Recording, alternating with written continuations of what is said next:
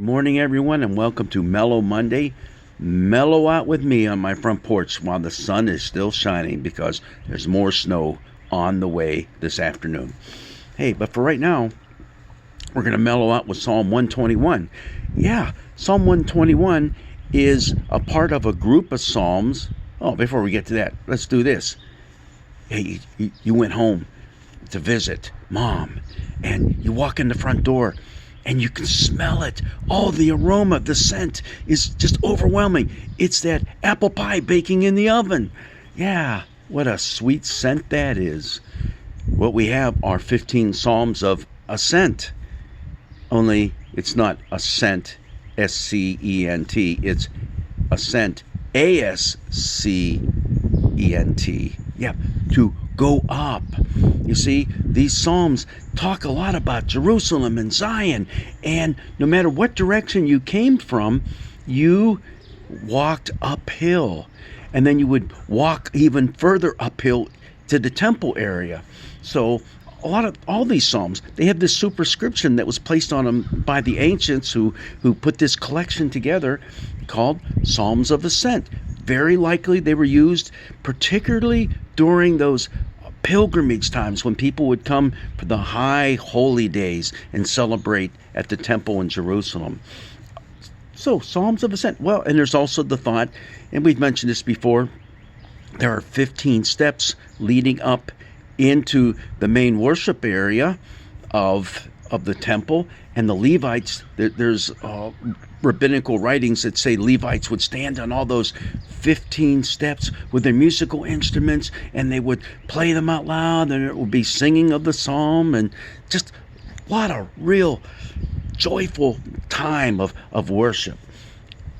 We don't really know, but hey, it sounds good. Especially these psalms fit into that whole genre of being worship songs. So let's look in particular at Psalm 121. Again, there's 15 of these psalms altogether, 120 through 134. But the second one, 121, I lift up my eyes to the hills. From where will my help come from? My help comes from the Lord who made heaven and earth. Okay, that's one person who's building that out to the whole group of you that are walking now toward Jerusalem and walking in that city gate. And then someone else from way behind, probably a priest or a rabbi who's traveling with you, says, He will not let your foot be moved. He who keeps you will not slumber. He who keeps Israel will neither slumber nor sleep. The Lord is your keeper. The Lord is your shade at your right hand. The sun shall not strike you by day, nor the moon by night. The Lord will keep you from all evil. He will keep your life. The Lord will keep your going out and your coming in from this time on and forevermore. This is often called the traveler's psalm, simply because it has all that imagery of God watching over us as we're making this journey to Jerusalem. You know, during the sun, hey, hot, heat. During the night, when the moon is out, hey, there's the moonlight striking you. Well, yeah, and what happens is all the robbers can spot you and see where you're at and attack you in the dark. You don't want that happening. We have the Lord who is our keeper. Yeah, we have that all through here. Now, the first two verses, as I said, would be sung by one person, and then the last verses, 3 through 8, they would be pronounced by a Levite or a priest, and they would give all this glorious rendition of who God is as our keeper. Our keeper. When you look at the first couple verses there, even though in our English translations it may kind of mute it a little bit, it'll say, He who keeps you. No, it's the word keeper. He is our keeper. Now, I know we often think of keeping something safe on a shelf somewhere, but that's not what's going on here.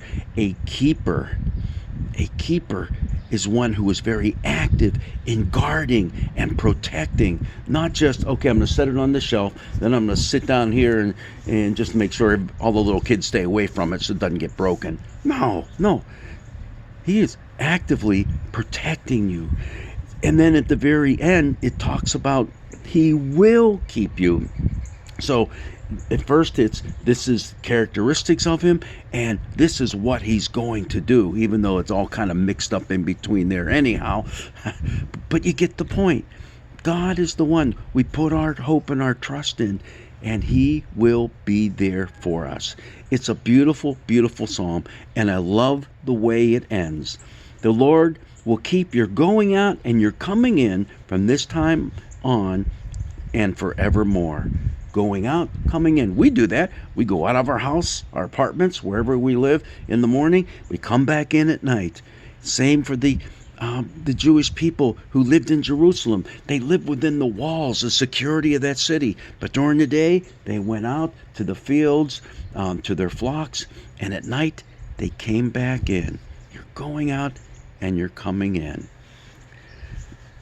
Beautiful, beautiful psalm. A good one to meditate on anytime. And a lot of people use this psalm as a psalm just before they go to bed at night. It's kind of like, now I lay me down to sleep, because we know who our keeper is. Go out, enjoy the sunshine while you can, if you can. God's blessings be with you.